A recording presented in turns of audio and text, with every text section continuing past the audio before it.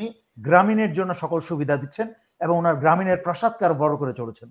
তাই ওনার এবং বিভিন্ন, আমি তো আর কি করে বলবো, সম্পূর্ণ সরকারি যেহেতু আমি রেখে যাওয়া সরকার, আপনি কিভাবে মনে করেন যে ছাত্রদের জীবন নিরাপদ?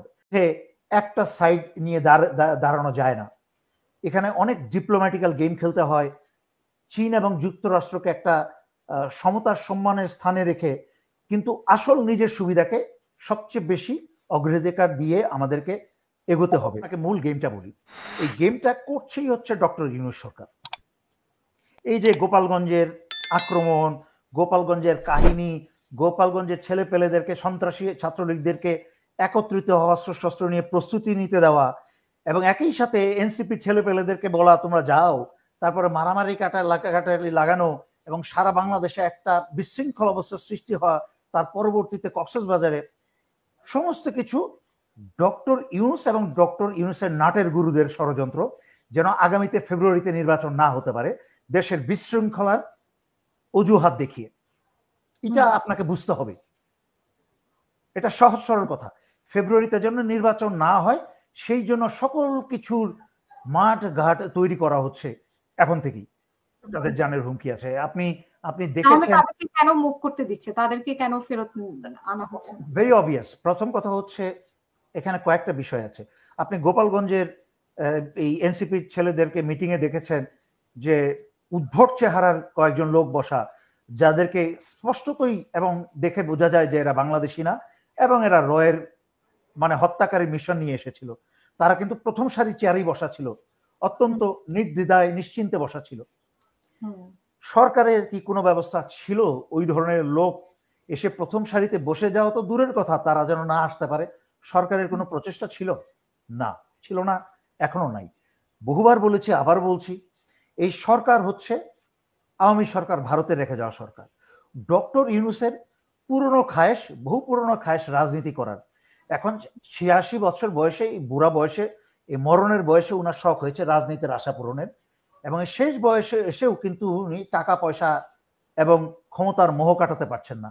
উনি সরকারের এবং জনগণের এই সুযোগ সুবিধা বিশ্বাসঘাতকতা করে এই স্থানটাকে দখল করে উনি গ্রামীণের জন্য সকল সুবিধা দিচ্ছেন এবং ওনার গ্রামীণের প্রাসাদকে আরো বড় করে চলেছেন।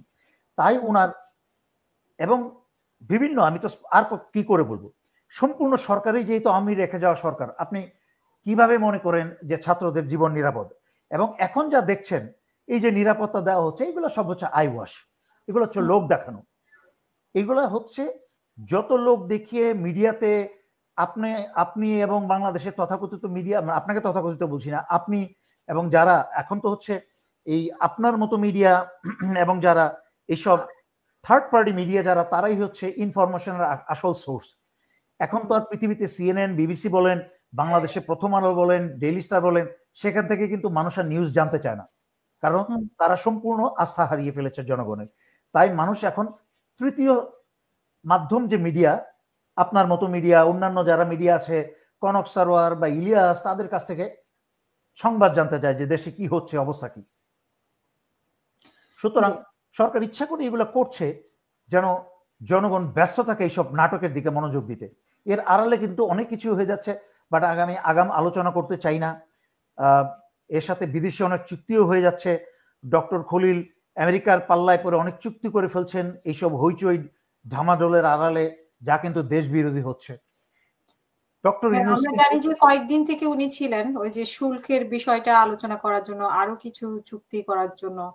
তো সেখানে আসলে কি হয়েছে সেটা কিন্তু আসলে গণমাধ্যমে বা কোনো কিছু তারা শুল্কের মাধ্যমে, শুল্ককে দিয়ে, শুল্কের মূলা বা ভয় দেখিয়ে বাংলাদেশ থেকে যত সুবিধা আদায় করা যায়, বঙ্গোপসাগর, আমাদের বে অফ বেঙ্গল বা বঙ্গোপসাগরের উপরে যে নিয়ন্ত্রণ পশ্চিমা দেশের, যুক্তরাষ্ট্রের, সেই নিয়ন্ত্রণটাকে নিশ্চিত করতে চুক্তির মাধ্যমে এই পশ্চিমা পুতুল পাপেট ডক্টর ইউনূস এবং ডক্টর খলিলের কাছ থেকে যত সুবিধা আদায় করা যায় তাই কিন্তু এই যুক্তরাষ্ট্র আদায় করে নিচ্ছে গোপনে গোপনে, যা সম্পূর্ণ বাংলাদেশের স্বাধীনতা এবং সার্বভৌমত্বের বিরুদ্ধে যাচ্ছে। একই সাথে মনে রাখতে হবে যে আমরা যদি চীন এবং যুক্তরাষ্ট্রের মাঝখানে কি বলে জিও পলিটিক্সের দৃষ্টিতে বাচ্চা ছেলে পেলের মতো কিন্তু একদম স্পষ্টভাবে দাঁড়িয়ে উঠে একটা সাইড নিয়ে দাঁড়ানো যায় না। এখানে অনেক ডিপ্লোম্যাটিক্যাল গেম খেলতে হয়। চীন এবং যুক্তরাষ্ট্রকে একটা সমতার সম্মানের স্থানে রেখে কিন্তু আসল নিজের সুবিধাকে সবচেয়ে বেশি অগ্রাধিকার দিয়ে আমাদেরকে এগোতে হবে।